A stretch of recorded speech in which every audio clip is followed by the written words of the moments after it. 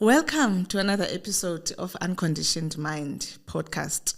Unconditioned Mind podcast is a project of Awakened, and Awakened focuses on contributing towards gender and racial inequality. Today, we're going to talk about a very important subject: healing, trauma, anxiety, and depression.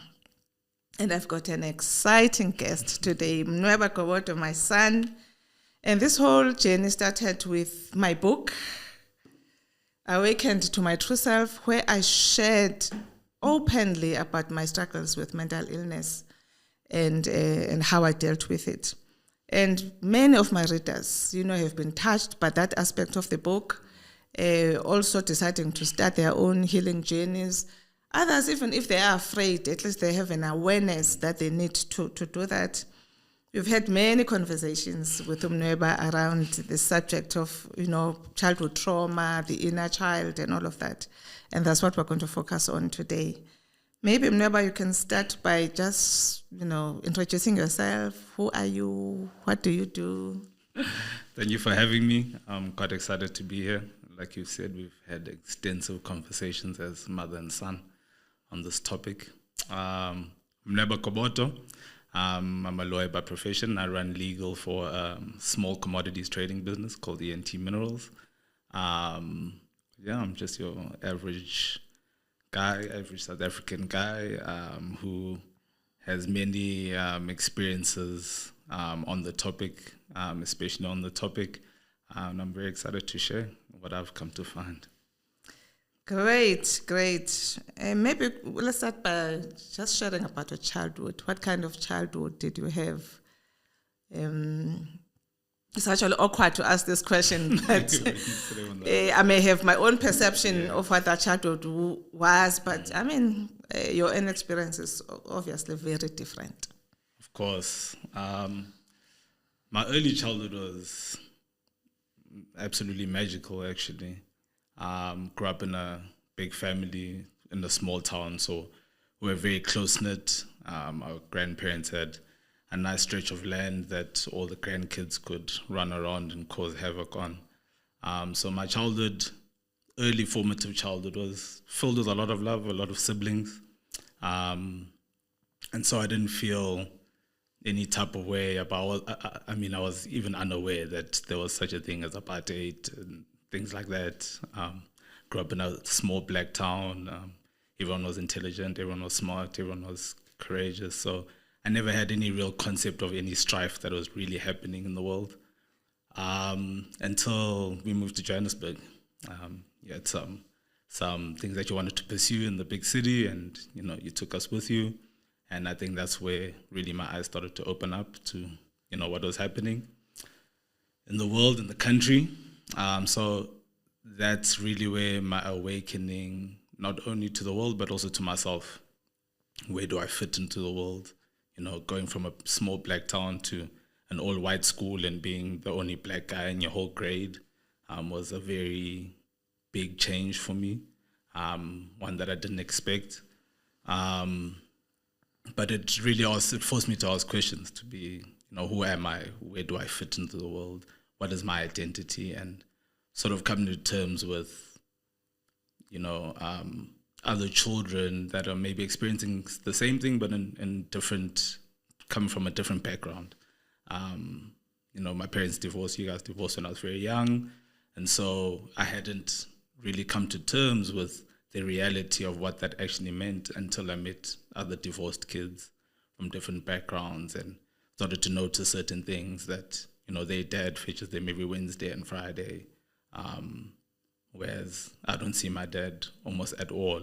In my perception, in fact, with the divorce thing, was that once parents divorce, that's it. The one parent disappears, and then you are left with one parent. So it was even a shock to me that, the dads are still there and they fetch their kids and have joint custody, and all of that was all a shock to me. So moving to Joburg was a real big awakening from big city, new challenges. We had moved with our whole family into a city where we really didn't know anyone. And so it was on us to sort of figure this thing out. So moving to Joburg was a big one for me. And then really just entering into your preteen years, you've now sort of assimilated to what's happening. All my friends are white, which was absolutely fun, which was great. It forced me to empathize with people outside of the norm that I knew. It forced me to be dynamic, to know how to navigate between different cultures and races in this country. But it didn't really. I didn't really delve deep into what I was hurting from or anything like that. I was a normal boy who was naughty with his friends and playing tok-toki in the streets and normal naughty boy stuff, Joburg stuff. So yeah, my childhood, all in all, as a childhood in its entirety, I would say was really, for what was happening, was really fulfilling, really filled with love, I had a lot of sisters, so they doted on me. I was the last born, so I never felt like I was lacking in love or that I was rejected, or I felt actually an abundance of all those things. I was very comfortable with the fact that I had so many sisters and so many aunts and so many mothers that I really felt taken care of. Great. Maybe let's move on into the topic itself. So this whole topic of trauma and especially childhood trauma is something that we didn't understand. And it's only now that, because it is sort of publicly spoken about, we just went through life with our own struggles. I remember in my case, for instance, I noticed at some point that I was an angry person and I didn't know where this anger was coming from. And I was trying very hard to deal with this anger, but it never occurred to me to search within myself where the anger was coming from. It was only when I started dealing with some of the manifestations of the childhood trauma, although I didn't have language there, that I could link the anger to that. So maybe we can start by just sharing what kinds of traumas did you experience in the home, outside the home, at school, with teachers, bullies. Just cover the whole spectrum of what you understand now to have been traumas in your life. I mean, on the traumas, there's one really identifiable trauma that, is a journey, has been a journey up until this point since then, which has been the divorce. My father not being around and being present in the ways that I needed him, especially because, as I've been told, especially, we had quite a close relationship. I mean, I was 3 years old when it happened, but I have very strong memories of him even up until that point. So overall, I think I was helped by the fact that I had a strong personality, so bullying and stuff like that, and teachers, and really never affected me or affected how I saw myself, because I wouldn't allow those external factors, especially at that younger age where I still had a lot of confidence, and so I didn't really suffer from that. What I really, and I didn't know I was suffering from it, but was the absence of my father. And as you aptly said, the anger issues are the first identifiers that there's something wrong. So as I said earlier, I mean, I didn't think anything was wrong. I was loved. I was surrounded by love and all of that. But very early on, I was quite an angry 10-year-old, 11-year-old, 12-year-old. Things that you noticed, I guess, that I don't know where they were emanating from. I don't know why I was always so angry, but I was very quick to anger. I was very aggressive. And it's things that maybe as a mother you noticed before I did. But really the main trauma that I've been able to identify, even in my own journey, has really been how that affected me. Yes. I mean, I did notice the anger, and even back then, I suppose, because we're really not aware. I didn't know where this anger was coming from. And as we are saying, as we, as you were growing up, it became worse and worse. And now I realize that, some of the things that made you really angry was the fact that you had to be taken by other people's dads to things like camping. For you to go camping, you could only be taken by a friend's dad and things like that. And I think for a very long time, you were hoping that maybe there would be a reconciliation at some point and would be a normal family again. And I think as time went on, you realized that, in fact, that is not going to happen. I think that's where the anger continued. And I remember I took you to therapy to deal with this thing of this anger. But that didn't actually even help. But at some point, I then decided that let's walk this journey together. And I think that's where you started to deal with the anger. But even later on, it was still there. I could see that it was still there. So it's one of those things, of the impact of the divorce and as a young child, you don't know how to deal with that. And then you had a busy mother who was also busy. So it must have been very confusing for the child. So how was it like to be raised by a single mother without that father figure? It's only now at my big age that I really started to reconcile how those two moments, having an absent father and having a career mother who's also a single mother, could have played off of each other. At the time, I was very proud to have a very busy mother, even at a very young age. I didn't like it, as you know. I didn't like all the traveling. I didn't like all the time spent apart, as you know. And when I think back at myself as a much, much younger child, between the ages of 5 and 8, I remember I knew your number off by heart, and I'd time myself to see how quickly I could type it as soon as I got back from school. And when I think back on those moments, I think back on how much I was yearning to have at least someone around. And that definitely did have an impact, especially on that younger version of myself. But not one that I was aware of, not one that anyone had explained to me.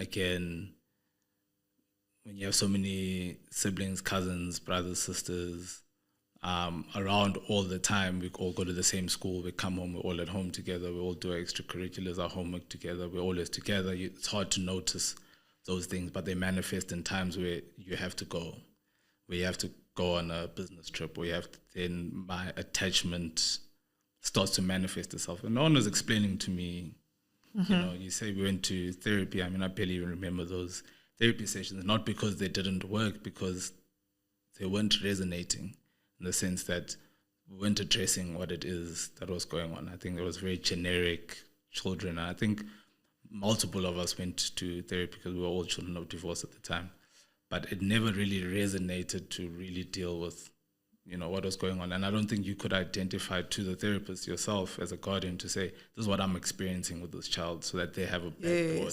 So they were speaking on a very generic, general space, and didn't really resonate. So the impact it had as a child was definitely that my father's not around and then my mother's always busy. But it never created resentment. It created attachment. It created what do they call it? Separation anxiety. I remember you went on a Euro tour, solo Euro tour, by yourself. First time going to Europe. You're going to do a whole tour of Europe by yourself. We're at the airport saying goodbye, and I couldn't stop crying. Wow. I could not stop crying. And I couldn't understand why my mom would not want me to go with her on this trip. Obviously I understand you needed, your time to yourself, but I was inconsolable all the way home, at home. I was inconsolable. And now thinking about it, I also couldn't really understand why so much, because I was good at being alone or being with my cousins or what. So I didn't understand why. And thinking about it now at my grown age, it was really just wanting to spend time with your mom. Yes, yes. And I mean, we do understand also that even as parents, we're figuring this thing out as we were going. I was going through my own things, pursuing my career, being a single mother, navigating that whole world. Being a single mother is one of the hardest things. I don't wish that for anyone, because there is so much that you are dealing with that you are not aware you are dealing with. It's only, I think, when you were older and you started to verbalize how hurt you were by my absence, and so on. And then we started, to talk about it and deal with it. But when it was happening, although I also, was suffering in the sense that leaving my children was not easy. I mean, I used to cry in hotel rooms, just worried about I've left my children, for, a long period of time. But at the same time, you were doing, in your mind, you were doing this for your children. My success meant that I could do all the wonderful things that I wanted to do for my children. I wanted you to go to good schools, and so on. So that's why now we have to talk about these things so that you don't repeat the kinds of mistakes that we made as parents. So let's talk about this inner child thing, which also was a mystery until I experienced my own inner child when she came through at a very old age. I think I was 60 when this thing happened, and I was sharing this with you because I knew how you were struggling with what we now understand as childhood trauma. I suppose for me, I was trying to help you deal with the whole trauma of the divorce and things like that. But when I shared my story, which I will share after you've shared yours, and you could tell me about a specific day when you were 3 years old, and I was listening to you, you remembered the things that were said.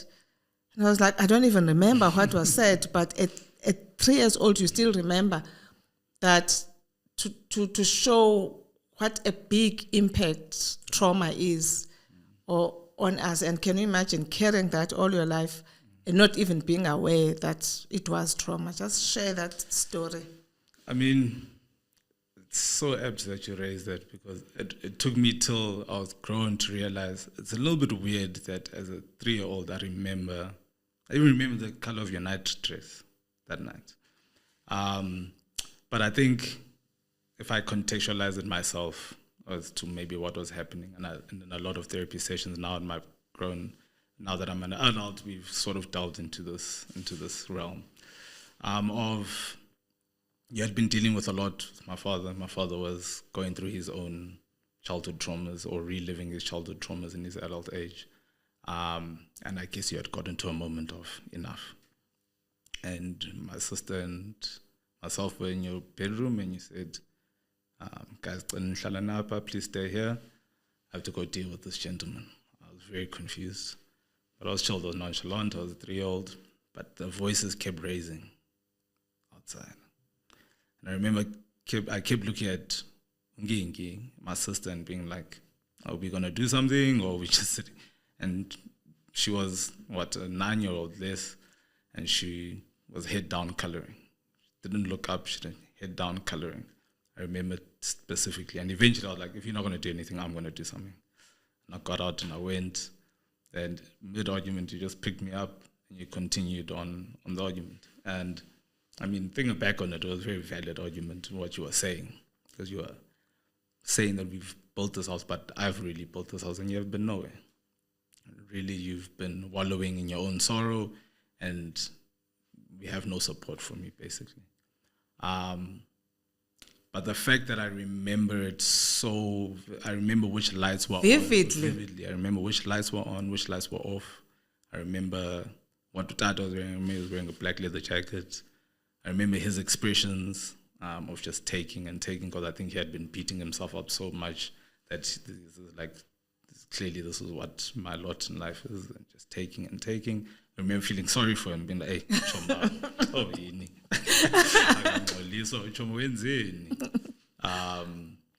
But having no idea what impact that will have, because weeks after that, I mean, you basically kicked him out that night, and then you had to deal with the 3-year-old who's asking about where you know that, which also when I grew up, I was like, which must have been such an awkward thing for you to have to answer.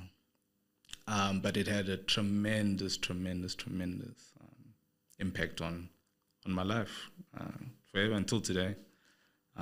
So yeah, it's very true that we don't realize how much impact we have on our children, how much children actually see and lock in, because we assume they're 3-year-olds and they'll forget eventually. But So I had to share that with you so that you can also start your own journey of dealing with it, because I was actually shocked at how that energy of the trauma is trapped within our own bodies and our cellular bodies. And because we're not aware of it, we're not dealing with it. And so you're just carrying this energy. It's manifesting, life in all sorts of different ways. But you cannot pinpoint this behavior. Where is it coming from? So mine started because I was different from my siblings. I was sort of quiet and shy. And my mother, who was a strong matriarch, was just worried about me, and started at some point verbalizing her fears about what is going to happen to me and all of that. And you can imagine as a 7-year-old, 11-year-old, you're trying to deal with this thing, and you don't understand. All you can think of is that as a young child trying to process this, and you're thinking, there must be something wrong with me. I mean, how can my mother be so worried about me? But again, you then sort of develop a low self-esteem. You believe you'll be a failure because those are the things that my mother was verbalizing. You grow up believing that you're going to be a failure in life. And everywhere you go, even at school, your friends are talking about Nonglago is quiet. So I thought, hey, there must be an issue around this thing of being quiet. And so I felt that I was not understood at home. I felt so isolated, like I didn't belong, And because of that, those feelings of feeling unloved, I remember, for instance, that I was not smart at school because I changed schools so much. So those younger grades, I was really not, I was getting poor grades. And my siblings before me had been getting poor grades anyway. But then I found a good teacher when I was doing standard 4, and my grades suddenly improved. And my father, who was a teacher, was really excited over this, and I got a lot of affirmation from him around this. He would slaughter a sheep, for instance, when the report card comes out. But even that didn't impress my mom, who used to say, no, I don't care about people who are clever in books, but they are not wise in the ways of life. I'm like, what does that even mean? I'm 11 years old. So it was like I could never win with her. But you realize later as an adult that, there was a genuine concern because she didn't understand my personality. And it's not like she didn't love me or anything like that. But as a young child, I felt very unloved, which is why I ended up, falling pregnant at age 17. And my parents then saying, we're not going to have an illegitimate child. I had to get married and so on. So you've just been feeling that there's something wrong with you, in terms of your behavior, relationships, with colleagues and love relationships. My marriage failed. I could never succeed in terms of love relationships. And you don't understand those things. You're always just feeling rejected and rejected and rejected. First, you are rejected by your mother in your view, and then the world is rejecting you. You are a smart person doing so well, but you felt so unappreciated. It was like people are really just taking what they can from me without appreciation. So I started, my own healing journey, which we can talk about as you talk about yours. So this particular time, I remember we were learning about self-love. So I understood that I was lacking in self-love. So I was doing exercises around self-love, there were things affirmations I used to say in front of the mirror in the morning, how I love myself. And then it was about 10 days of this happening. And one day, that child came through. Your mother never loved you. And that came as a shock. What shook me was the fact that I could see that 7-year-old, and that pain was as live as if it was happening back then. So but I had the presence of mind to start a dialogue with her, sort of soothing her about how my mother just didn't understand me, how my mother loved me. Because our relationship, was repaired later on in life. But I'm 60 years old and I'm experiencing this thing and I don't know what to do with it. And as I could feel it coming down, come down, then she came back and said, but you're never her favorite. And I've always believed that I was never my mother's favorite. But later on in life, you dealt with even that, that parents have different relationships with their children. It didn't mean that I was not her favorite. But it was then that I got exposed to the inner child. I didn't even know anything like that existed. I came across a video that shared more about the inner child. And then I started that journey of healing that inner child. But my mistakes in business, fallouts with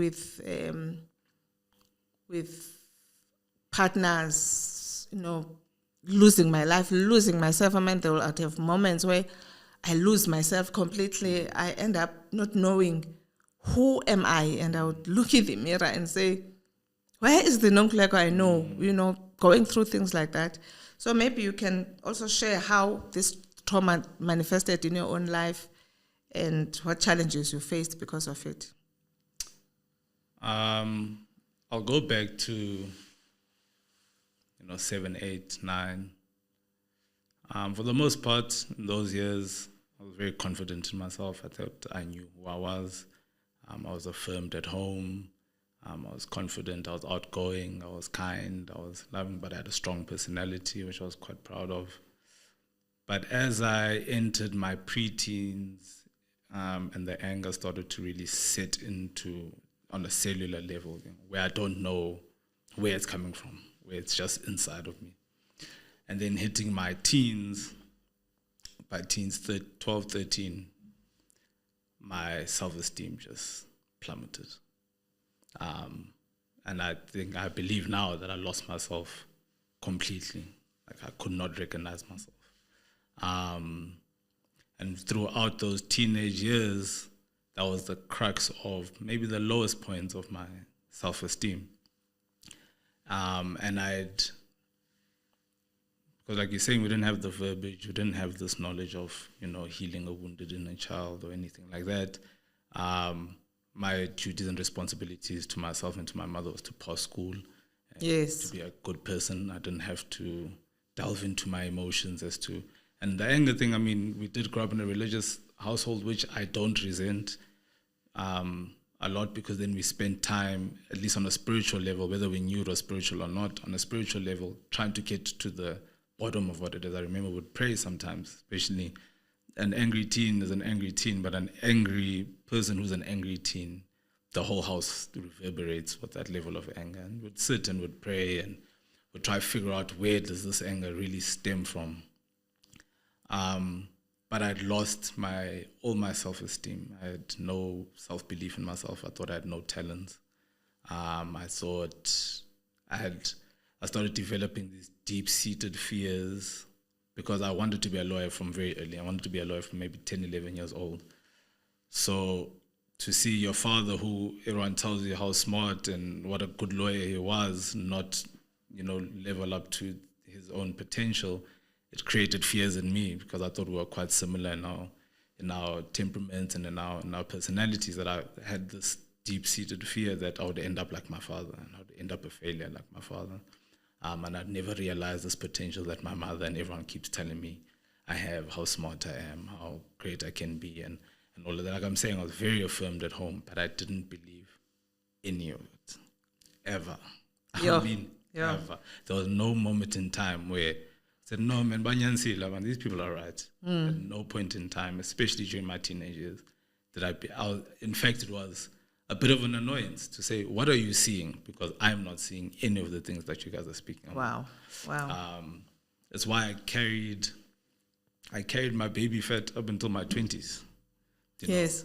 Because you're not seeing yourself. And now I'm starting to balance that scale, I'm convincing myself that I was just born different to the genes in my family. So maybe I'm just a big guy.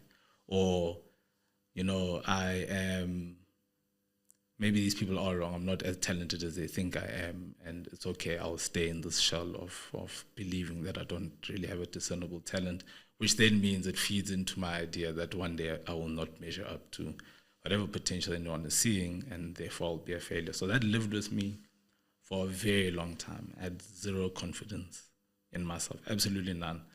And I always used to lament about how I feel like people don't get me, and people have perceptions of me, but they don't get me.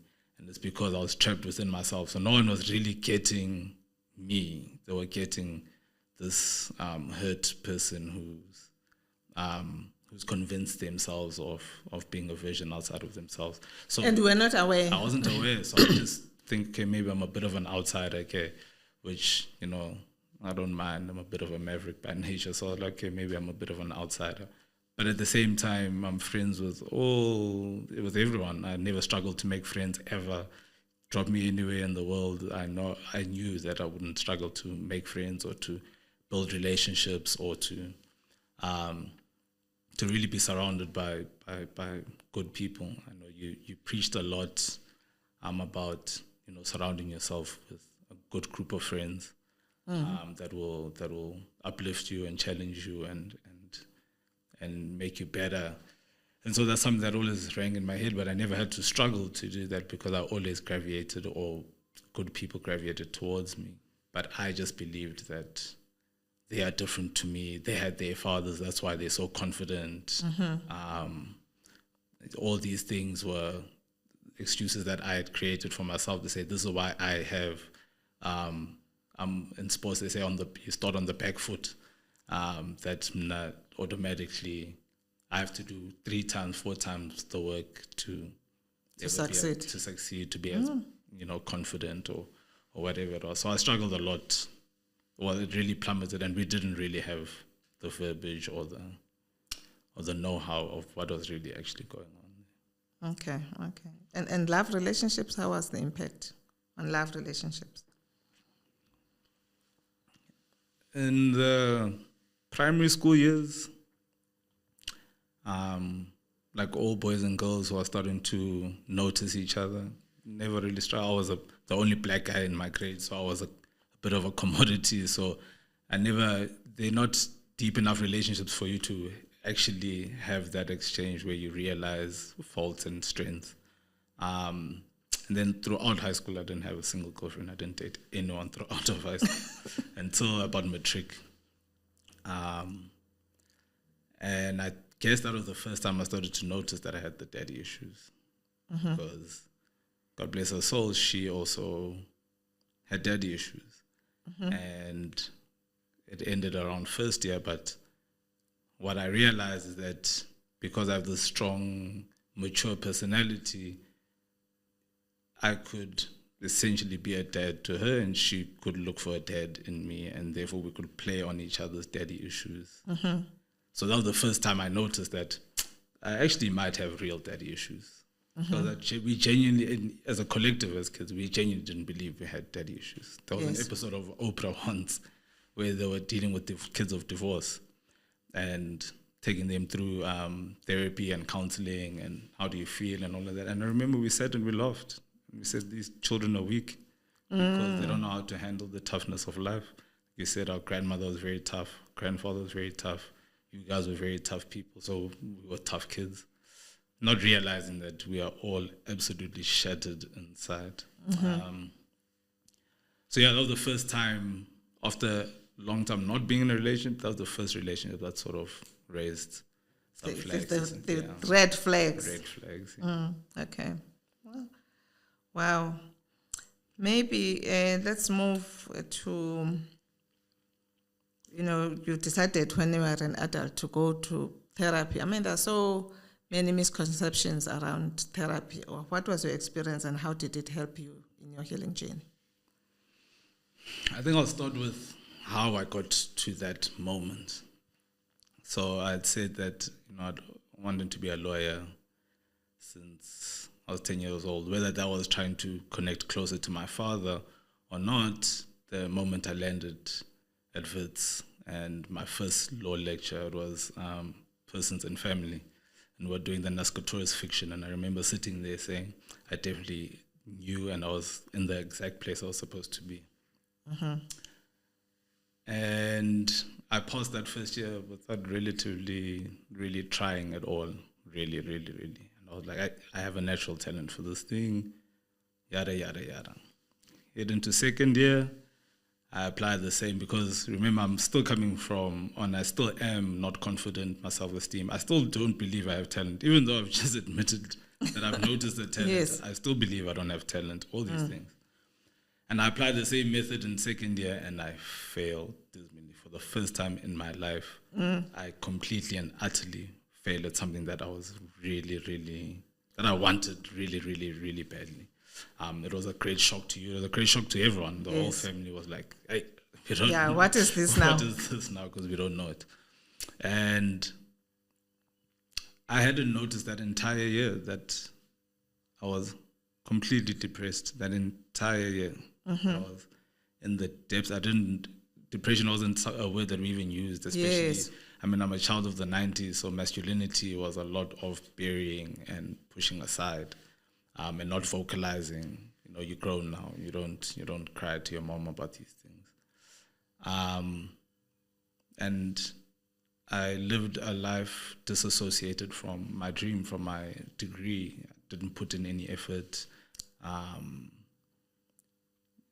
basically succumbed to this idea that I'm going to be a failure in life. And my self-worth is not worth fighting for. It's already written.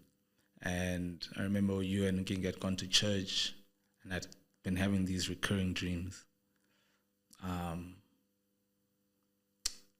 I woke up from that dream. In the dream, I'd always be running to a place that I know, but I can't get there. Running tirelessly, but I can never get there. It was like the second or third time I'd had it, and I woke up, and I knew immediately something was very wrong. Right, we've already gone through the trauma of failing. I've explained to you, I've seen my results.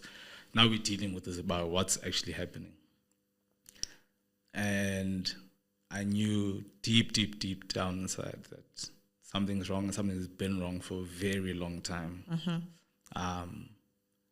And I knew that I needed to speak to someone. And I remember I sent you, you're still in church, I sent you a message and you came home to that message to say, I need to see someone. It turns out when I'm begging my varsity to take me back that obviously that was a plus that I've taken that step. But to me, I didn't take the step because the university likes to see it. I'd already taken the step, and the university wanting to see things like that you're actually taking steps was confirmation to me that I'd done the right thing. And you had found me a great local therapist. a white male. And he was perfect. He just sat there and said, talk. And I just, verbal diarrhea, and I just let it really all out. And I needed that. At the time, or again, we're still new to this therapy. Yes. We're still new to this therapy thing. So we don't actually know what kind of therapist we need or counselor we need. But he was perfect because then I could just let it all out. And then I knew, okay, there's a serious daddy issue. There's this. Then I have to go fight for my dream to get my dream back. So that was the first time that I really realized that, okay, there's really deep-seated issues here that we've been pushing aside and burying. That was the first time I learned that I'm not going to keep quiet anymore. So whatever's bothering me, you're all going to deal with it. You're all going to know, you're all going to deal with it, which was very liberating because that was by no means a cure to the journey I still had to walk. But it was a start.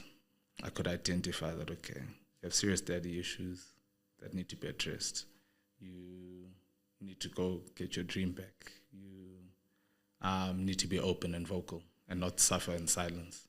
Maybe had I spoken first semester, second semester, we could have been able to deal with that and recover the year and things like that. So I learned very pivotal lessons that would become more pivotal as I grew. It's only the real decision to actually go to therapy came 3 years ago. Post 30, so 31, 32.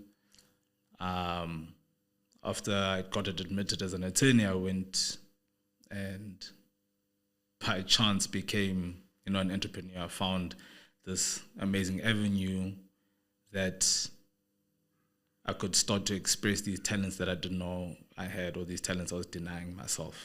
And I found this outlet in entrepreneurship to do that. But as you know very well, and maybe better than most, that entrepreneurship forces you to be very vulnerable with yourself, to be very, it puts you in front of the mirror and you can't hide from yourself for too long. So, yes, we've been doing work and, you learning in this, healing from the wounded inner child. So we having good conversations at home. I'm applying these things in my life. And we were approaching a very landmark deal. And it was, at the time, we believed it was the breakthrough we had been fighting for the previous 3-4 years. And I'd made a decision to myself that I'm not going to enter into my higher place on a career level still carrying baggage from a hurt, low self-esteem position. So I went on an actual open journey really to discover not what I was hurting from, to discover myself. I didn't want a therapist to heal me from my daddy issues. I wanted to find out who I was. Yes. Which really made the difference in the shift. And even my counselor says, if you had come here and you had said, daddy issues and my girlfriend dumped me, and he was going to refer me to someone. But because I said, I'm on a journey and I want to explore this journey, it allowed us to have an open forum of what are we actually here for. So that, I think, has been the most impactful one of all these moments that we've spoken about. That one has been the most impactful because it was from a very conscious place. It was my decision I wasn't failing school or having to beg my father. It was actually a moment of exhilaration. We had done really, really good work, and we had seen at least a shift at that time or confirmation in what we were trying to do. And I was like, if I can confirm it there, I need to be okay with myself going forward. Otherwise, I'm going to, sort of stand in the way of whatever that blessing is if I don't clear the pathway and close some of my loops. One of which was reconciling with my father. We've spoken a lot about him, and just for some context, I was angry at him, but I was never those kids who, if I ever see him, I'll beat him up. And I loved my father dearly. He was really, really such a good-hearted man, and wise and smart, and that's why no one could understand why he chose the path that he chose. So reconciling with him wasn't as hard as you would think. We weren't starting from zero. Yes. But we were grown enough to have open conversations with each other. So making that decision in my 30s was what really made a real conscious shift in myself, to start seeing even not only the wounded child, but the wounded teenager and the wounded 20-year-old, and up to this point. Wow, that's amazing. I mean, one of the manifestations of this childhood trauma is self-sabotage. Because, when you share that story in second year, it was really that child self-sabotaging, because it feels that it is not worthy of anything good. You are small, you'll not amount to much, and getting an education towards your dreams, you self-sabotage that because you are not worthy of the dream in the first place, which is what used to happen to me. I would build a business, destroy it because of those feelings of I'm not worthy of success. And you're small anyway. And you'd go through that, valley of darkness where you don't know yourself, which proves the point that indeed you are small and you are not worthy. And what used to amaze me actually was that when I come out of that dark place and I find myself again, and I would build a new business that is bigger than the last one, what struck me was how the real person is always there, in spite of the childhood trauma and all of those experiences. But the real person is there. So I'm really excited that you started therapy to find yourself. Because that's what you need. You need to find yourself because that real person exists. And he is not unworthy. He is lovable, worthy of love, worthy of success, worthy of wealth, worthy of all of these things. So rather than spend many years, and people spend many years in therapy never getting help because they're just, focusing on the hurts and the wounds and all of that. Whereas your approach is actually the best approach of finding yourself, which is, okay, I didn't go to therapy, but I was determined to find myself. And because I always felt like I was two people. Who am I really? Who is this person who, is destructive, and who is this person who succeeds? Who've raised 3 children. I was 34 when I divorced with 3 children, and I'm always proud of the fact that I was a single mom and I raised my children, and here they are today. So that's actually, the perfect approach. Are there any healing modalities and tools that you've learned that can help my listeners? No, by no means an expert in any of this. This journey is constantly ongoing. I don't think that you can ever be an expert of this, even the experts. But what I do know, what really helped was, one, being honest with myself. So yes, that moment in 2010 in second year, I was prompted by the fact that, hey, I'm about to lose my whole dream, and I didn't anticipate that happening. Now I need to come to action the way I've been raised. But I knew that in order to do that, I had to be honest with myself. And so step one, I think, is whatever it is that's inside of you that you're running away from, or that you're hiding from, or that you keep trying to sidestep and dodge, the exact place you need to start looking and being honest with yourself that I'm hurt about that thing, or that really did have an impact on my life. And I think that moment, we're talking about 20 years apart between, 10 years, 14 years between going to therapy by choice and by circumstance and going to therapy by choice as an adult. But still that moment 14 years ago to say, there is really something wrong here. I am really hurt about that. I do need to address it. Was the first step towards healing. That would definitely be the first. I mean, I agree with that because we spend so much time in denial. And the denial is not conscious, really, because at the back of your mind, you can feel that something is not right, but you sort of cope and try to live your life anyway. So admitting that there is something wrong really is the first step towards healing, which I'm glad that you actually found that. And also, you cannot heal what you're not aware of. Yes. Right? So you've got to identify what the real problem is, what the issue is, for you to start healing it, for instance.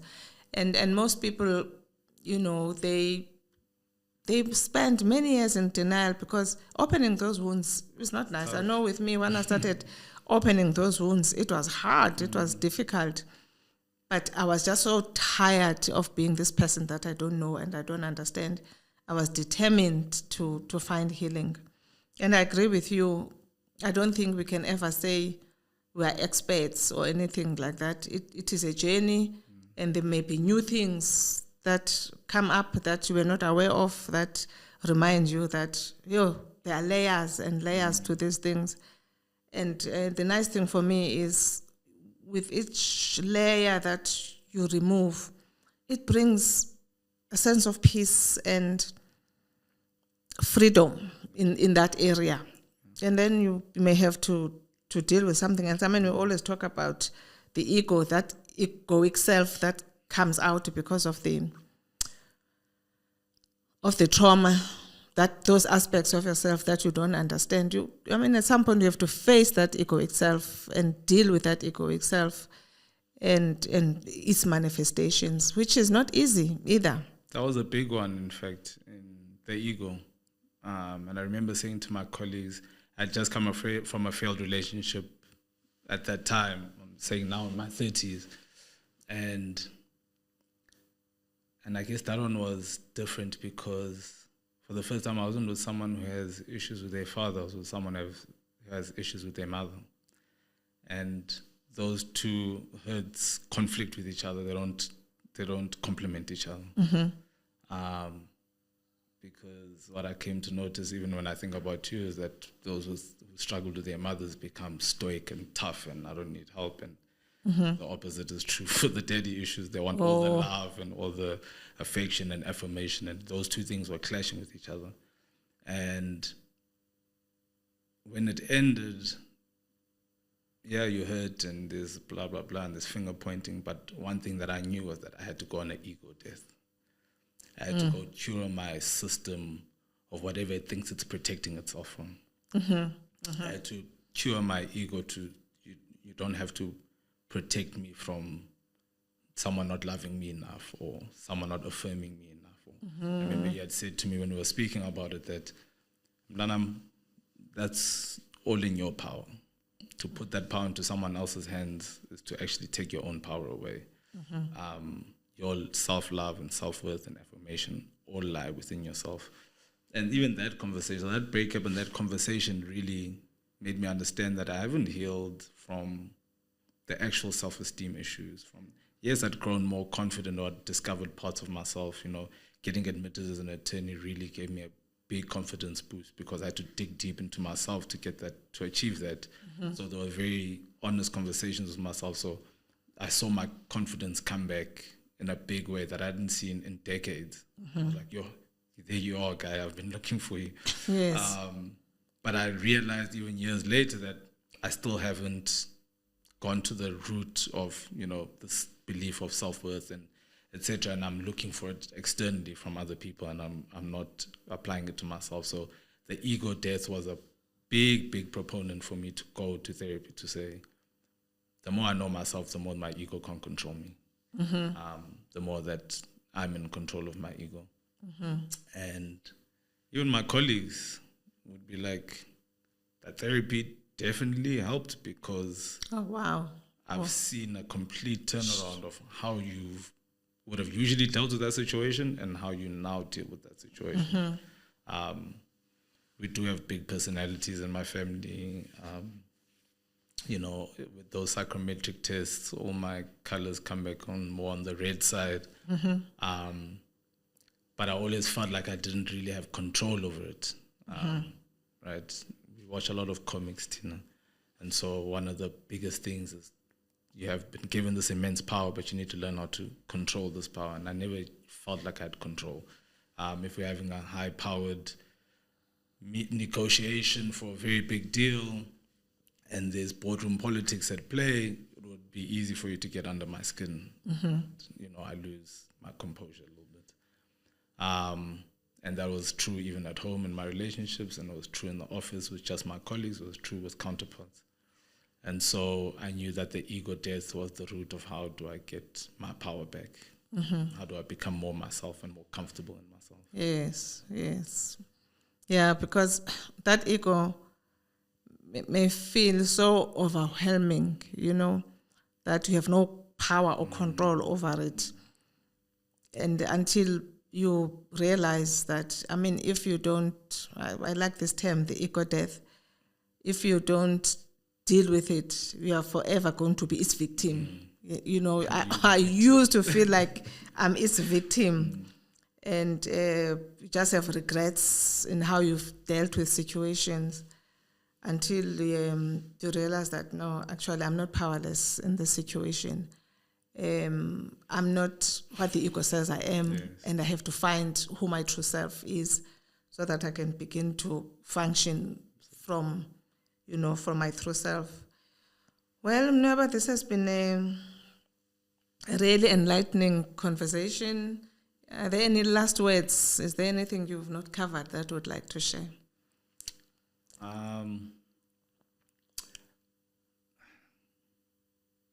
For me,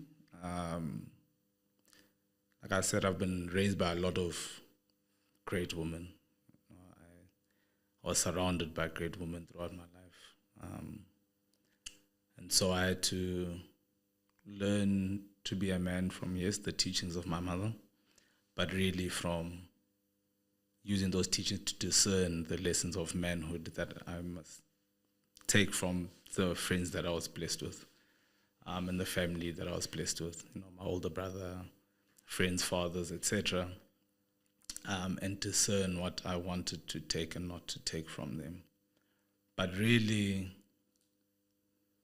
what it's taught me is that as men, we need to start having these conversations because, yes, it's 2024 and we say we woke and we here and we what, but masculinity still dictates that you shut it down, you push it aside, and you keep it pushing.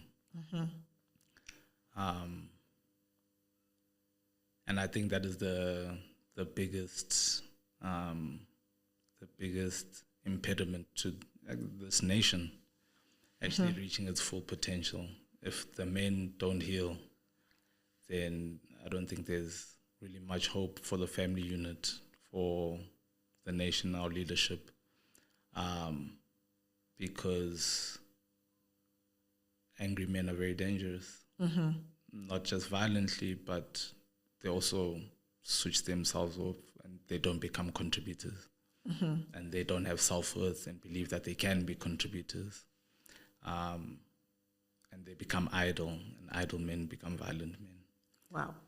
So to me, the greatest lesson was if my father had had these conversations 40 years ago, where would we be today? Yes, right. Yes. So it's to the men to say it's time. It's time. Wow, wow, wow. Thank you. Thank you, Mnweba. As we say at Awakened, if you take time to find your true self, then you can begin to function from your authentic power. Absolutely. Thank you for having me.